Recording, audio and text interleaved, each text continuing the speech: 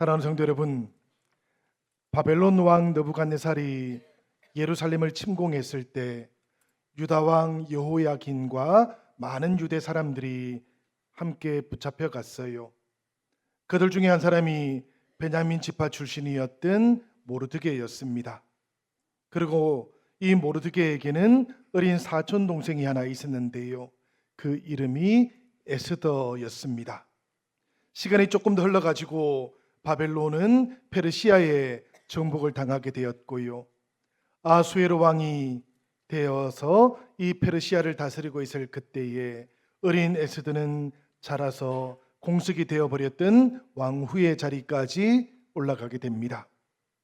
그때는 모르드게도 페르시아의 관리가 되어서 대궐문을 지키는 사람이 되었어요. 그런데 바로 그때 왕의 내시였던 두 사람 빅단과 데레스가 아수에로 왕을 암살하려고 했습니다. 이 사실을 알게 되었던 모르드게는 이것을 에스더에게 알려주었고 에스더가 모르드게의 이름으로 이 사실을 아수에로 왕에게 알려주게 됩니다. 이 일의 결과를 한번 우리가 말씀을 통해서 읽어보도록 하시지요. 에스더 2장 23절에 나오는 말씀입니다. 조사하여 실정을 얻었으므로 두 사람을 나무에 달고 그 일을 왕 앞에서 궁중일기에 기록하니라. 보니까 왕은 자신의 내실을 금방 처단하지는 않았어요. 증거를 모으는 일을 먼저 했던 것이지요. 그리고 증거가 나오게 되니까 두 사람을 나무에 달아서 죽였던 겁니다. 그리고 그 모든 이야기들을 궁중일기에 적어 놓았던 것이지요.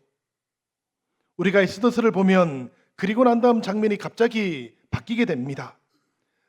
아말렉 왕족 출신이었던 하만이 등장하게 되는 것이지요. 아수에로 왕은 이 하만을 모든 대신들 위에 세워버립니다. 그리고 페르시아의 모든 대신들이 하만에게 무릎을 꿇도록 절을 하도록 만들었어요. 말씀을 보니까 왕의 문 앞에 서 있던 대신들 뿐만 아니라 대궐문을 지키고 있던 하급 관리들도 절을 해야만 했는데요.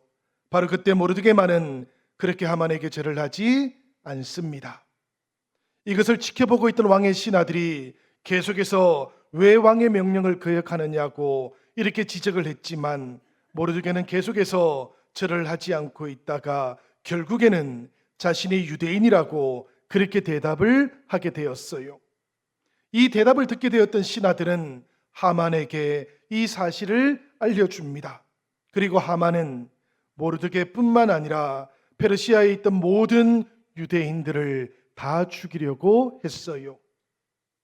그때는 모르드게가 빅단과 데레스의 암살 계획을 알려준 지 5년이 지나 있을 때였습니다. 그리고 하만은 왕의 정권을 부여받아서 페르시아의 모든 유대인들을 죽이려는 조서를 공포하기에 이릅니다. 모르드게는 굵은 베옷을 입었어요.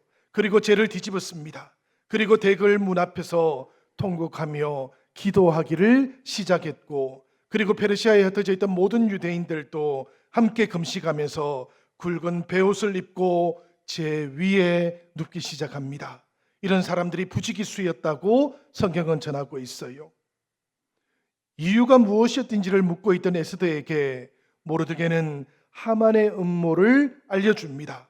그리고는 이 에스더로 하여금 왕 앞에서 민족을 위해 간청해 주기를 부탁했어요. 그런데 그때는 보니까 왕이 에스더를 찾지 않은 지 한 달이 지나갈 때였습니다. 왕의 부름 없이 왕의 안뜰로 들어서는 자에게는 죽음이 기다리고 있던 때이기도 했어요. 그렇지만 모르드게는 에스더가 왕후가 된 것이 바로 이때를 위함이 아니겠느냐고 이렇게 말을 했고, 에스더도 함께 사흘을 금식하고는 기도하며 죽으면 죽으리라는 심정으로 왕을 찾기에 이릅니다.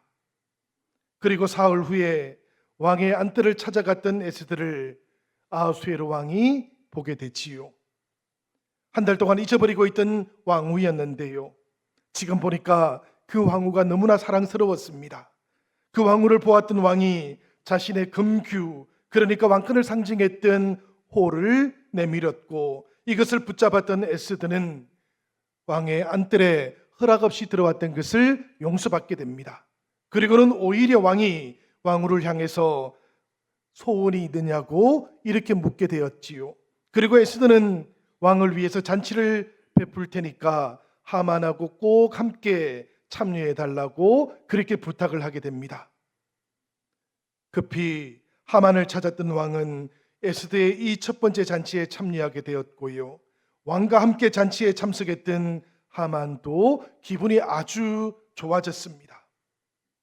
소원을 묻는 왕에게 에스더는 내일 한 번 더 잔치를 베풀게 해달라 이렇게 요청을 했고, 내일 또 하만과 함께 참석해 달라고 그렇게 요청을 하게 되었고요. 이렇게 해서 첫날의 잔치가 끝이 나게 되었습니다. 집으로 돌아오던 하만은 그 길에서 여전히 절하지 않고 있던 모르드게를 또다시 보게 되었고요. 내일은 이 모르드게를 반드시 죽여야 되겠다라는 그런 생각을 하기에 이릅니다. 그래서 그 밤에 준비했던 것이 50규빗이나 되는 나무 막대였던 것이지요. 나무 막대가 50규빗이 된다는 것은 22m나 되는 나무를 준비했다라는 그런 뜻입니다. 아파트 높이를 가지고 생각을 해보면 약 8층 높이나 되는 그런 높이였어요. 모르드게를 매달기 위해서 이렇게 높은 나무 장대를 준비했다는 것은 그만큼 이 모르드게에 대한 정오심이 하만 안에서 커지고 있었다는 그런 뜻인 겁니다. 이 똑같은 밤에 아수에르 왕도 잠자리에 들었어요.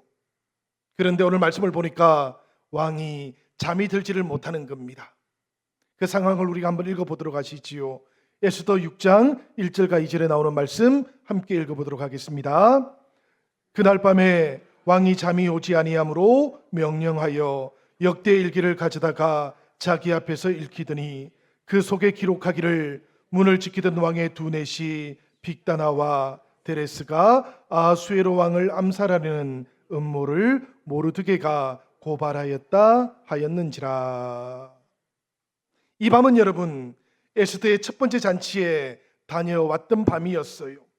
즐거운 시간, 기쁜 시간을 보내고 왔으니까 잠이 잘 와야만 했습니다. 그런데도 그날따라 잠이 들지 않는 것이지요. 왕은 당직 사관을 불렀습니다. 그리고는 역대 일기를 읽으라고 이렇게 명령을 했어요. 역대 일기를 읽으라고 명령했던 이유는 딱 하나뿐입니다, 여러분. 잠이 들기 위해서였어요. 자신의 모든 행적들 동안 있었던 그 이야기를 듣는 동안 잠이 들기를 바랬던 것이지요.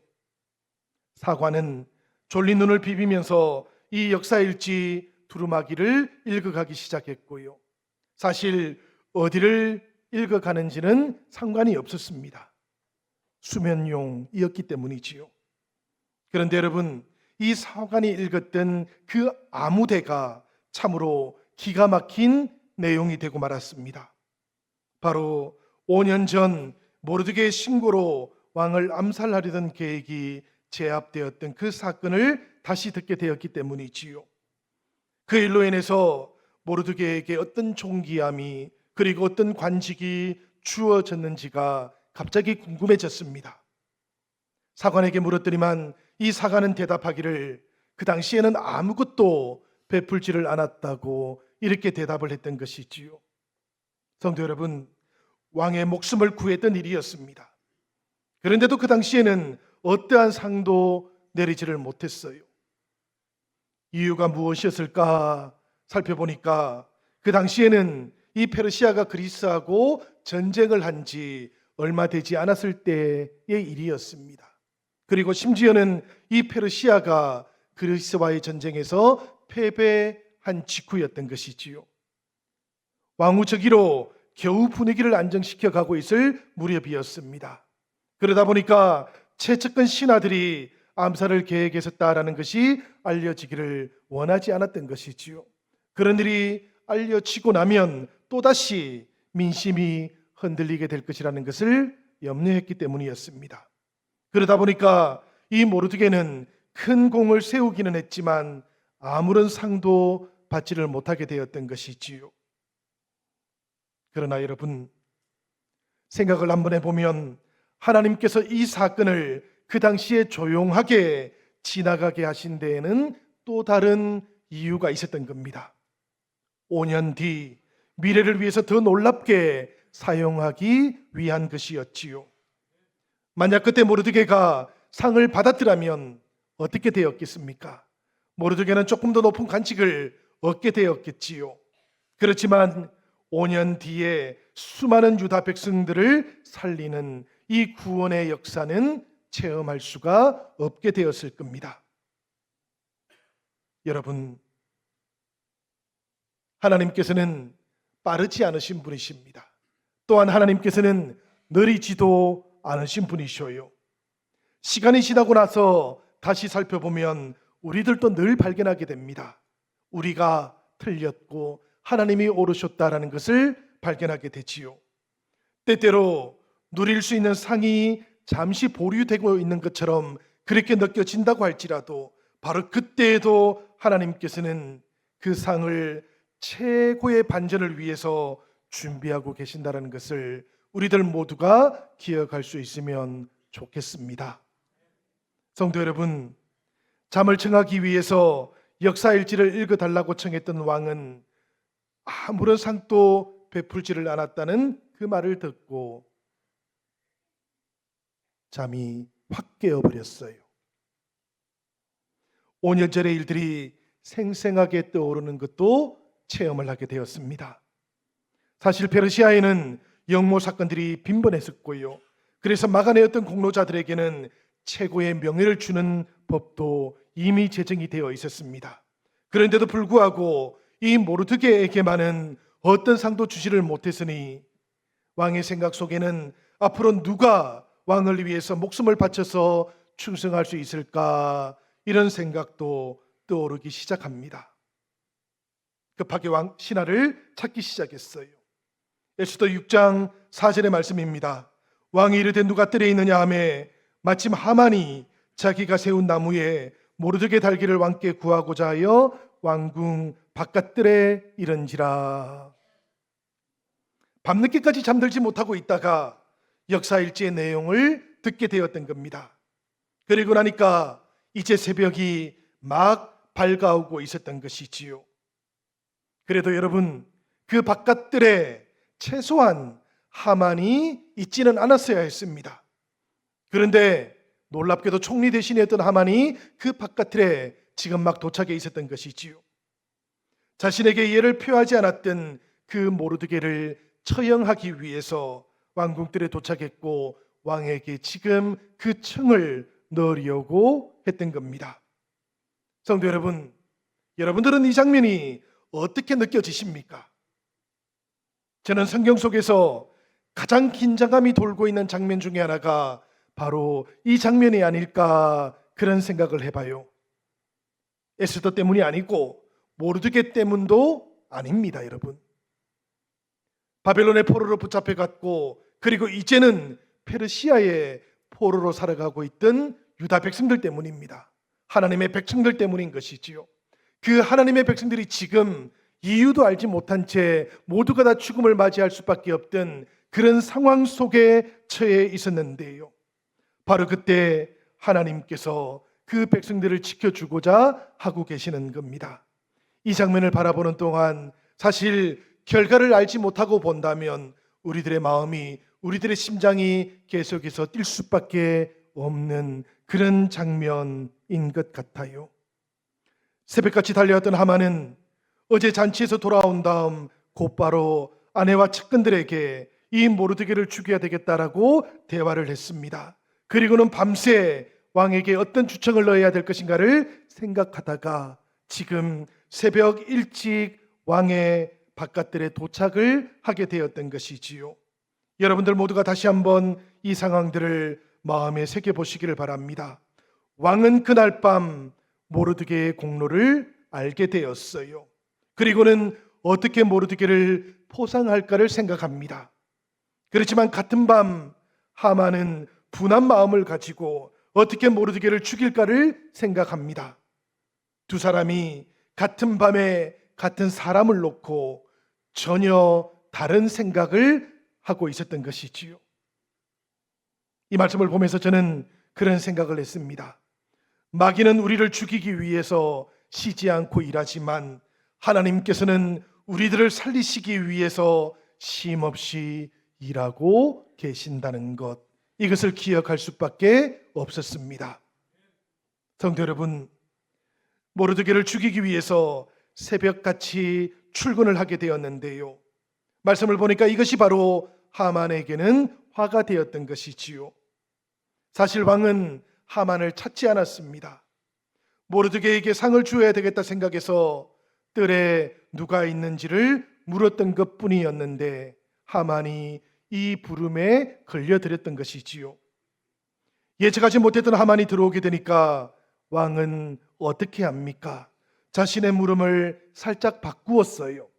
에스더 6장 6절 상반절에 나오는 말씀입니다. 한번 보시기를 바라요. 하만이 들어오거늘 왕이 묻되 왕이 존귀하게 하기를 원하는 사람에게 어떻게 하여야 하겠느냐.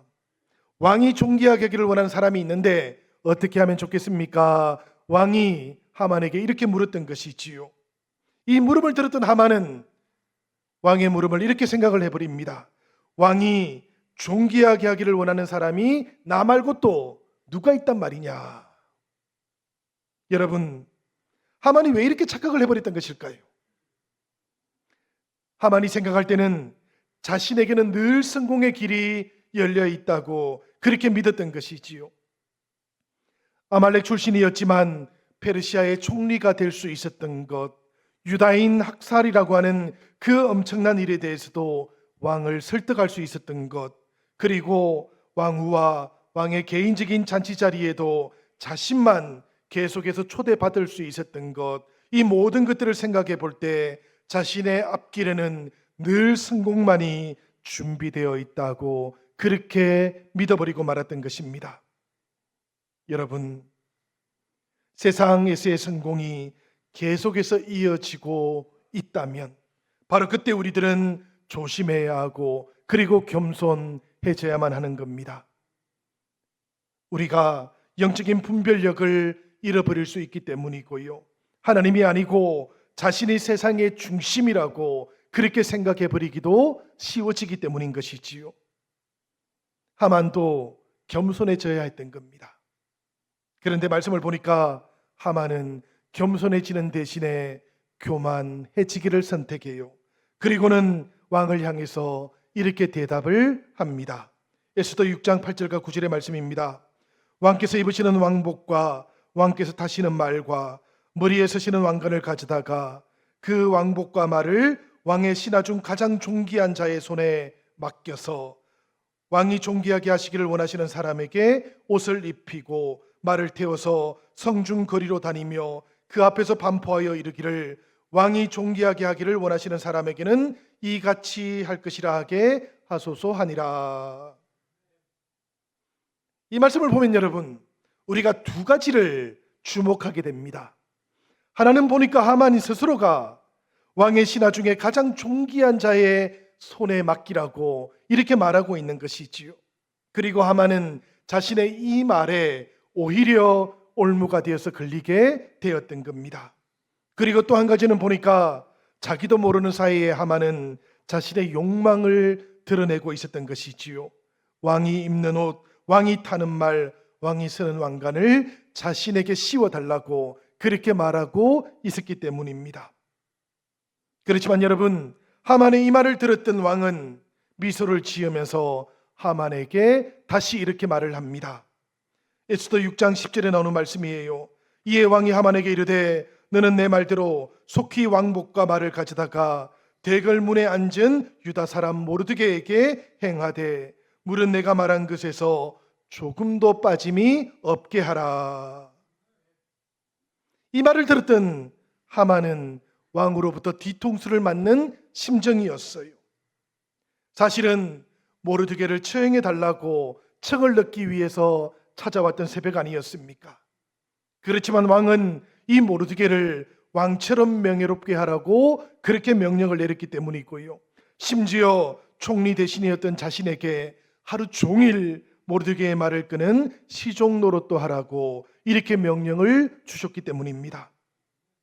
여러분, 저는 이 하만의 모습을 볼 때마다 시편 109편의 말씀이 떠오릅니다. 우리 다 같이 17절의 말씀 같이 한번 읽어보도록 하시지요.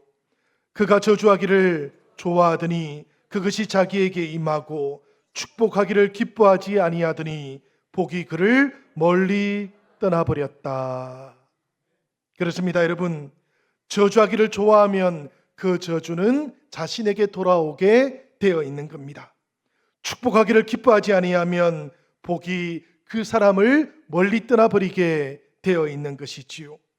하만은 지금 자신이 했던 바로 이 말에 그대로 묶여버렸던 겁니다. 남을 저주하고 자신을 높이려고 했던 하만이 이제는 모르드게를 더 높여야 되었고 자신은 추락해버리는 신세가 되고 말았던 것이지요.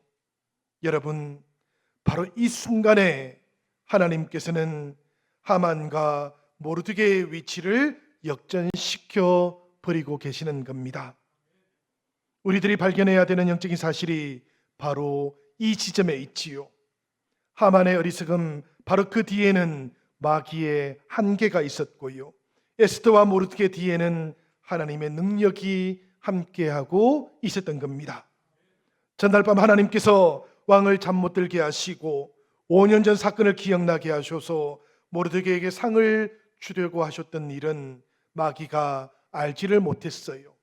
왜 알지 못했는가 하면 그 같은 전날 밤 마귀는 다른 일에 집중하고 있었기 때문입니다. 바로 모르드게를 죽이게 하는 일에 집중하고 있었기 때문이지요. 그러다 보니까 하만으로 하여금 깨닫지 못하게 하고 말았던 겁니다. 우리들은 여러분, 마귀가 사람보다는 교활하고 영적인 세계에 대해서도 민감하다는 사실을 잘 알고 있습니다. 그러나 그럼에도 불구하고 마귀는 하나님처럼 전지한 존재는 아니라는 것도 알고 있어요. 하나님의 역사하심이 하나님의 사람을 통해서 일어날 것이라는 것, 이것에 대해서 영적인 감이 있기는 할 겁니다. 그렇지만 마귀는 하나님의 구체적인 계획은 알지를 못해요. 그래서 신약성경 고린도전서 2장은 이렇게 말씀하고 있는 겁니다. 사람의 일을 사람의 속에 있는 영 외에 누가 알리요? 이와 같이 하나님의 일도 하나님의 영 외에는 아무도 알지 못하느니라. 여러분, 사람의 일은 사람의 속에 있는 성령께서 아시는 겁니다.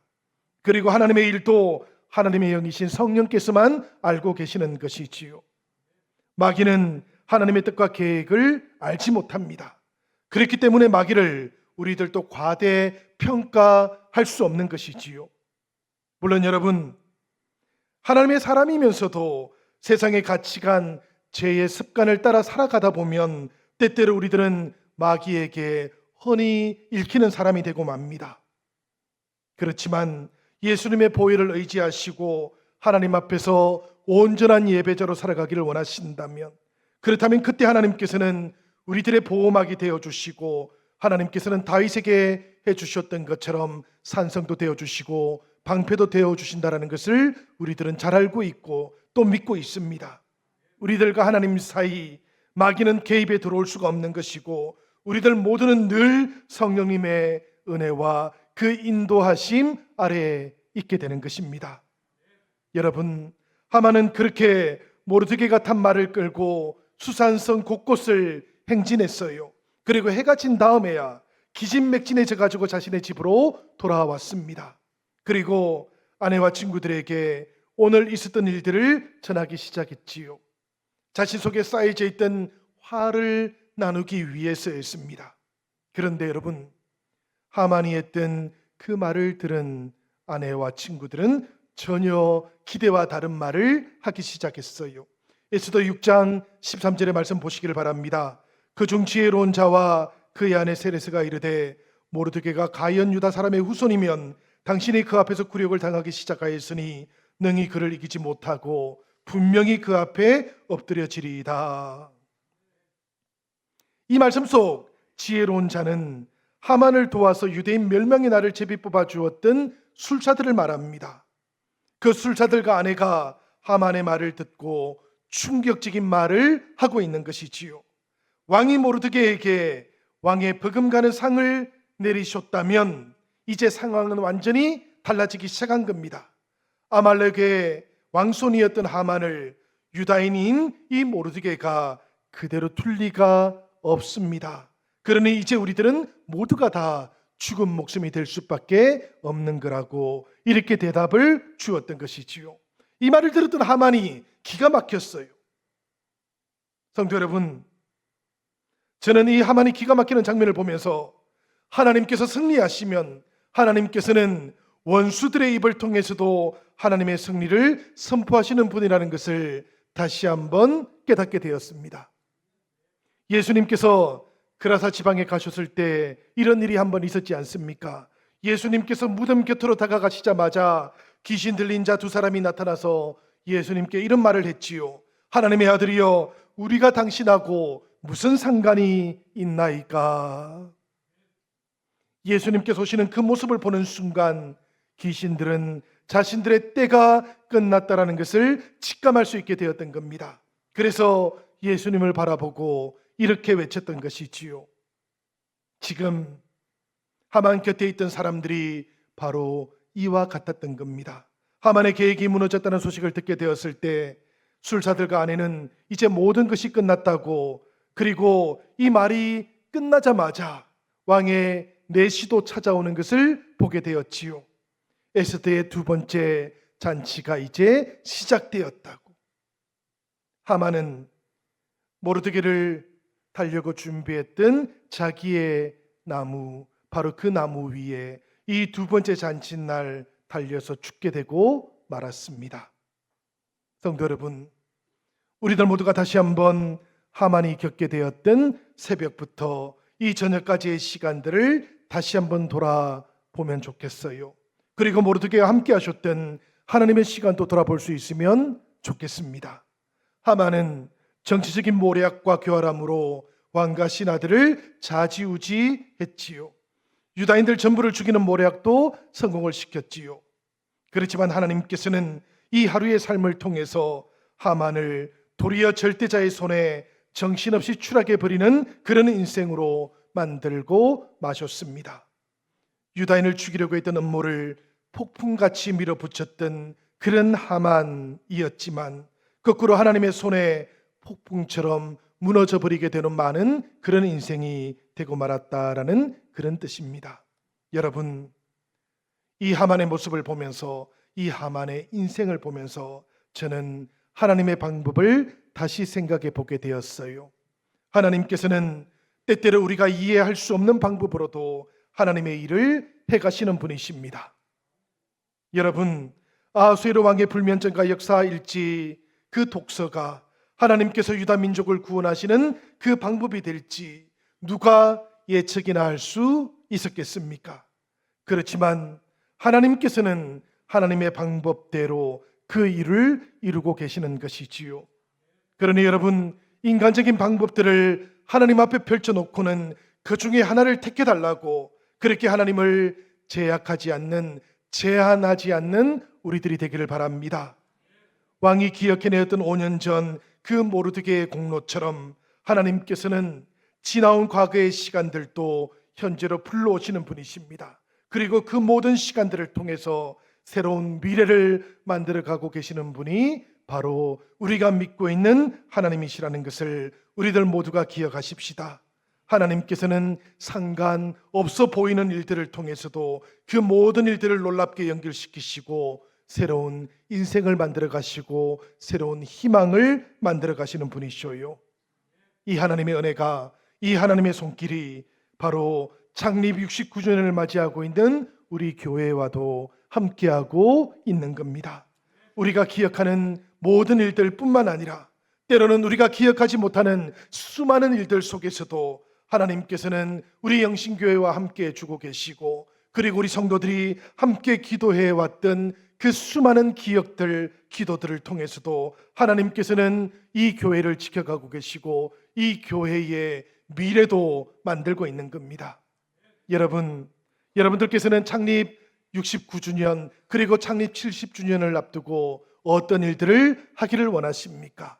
우리도 여러 가지 일들을 생각할 수 있고 계획할 수도 있지요. 말씀의 역사가 일어나기를, 성령의 역사가 일어나기를 기대할 수도 있겠지요. 그렇지만 여러분, 이 모든 우리들의 바램보다도 먼저 하나님의 바램이 있다는 것, 하나님께서 우리들과 함께 걸어가고 계신다는 것을 기억하시기를 바랍니다. 하나님은 지금도 변함없이 이 땅의 교회들을 지키시고 우리 영신교회를 지키시고 인도하시는 분이십니다. 그 하나님께서 69주년을 먼저 준비하고 계시고 그리고 70주년을 준비하고 계신다는 것을 기억하시고 우리들도 이 하나님과 함께 동행하는 영신의 모든 가족들이 되시기를 우리 주님 이름으로 간절히 축원드립니다.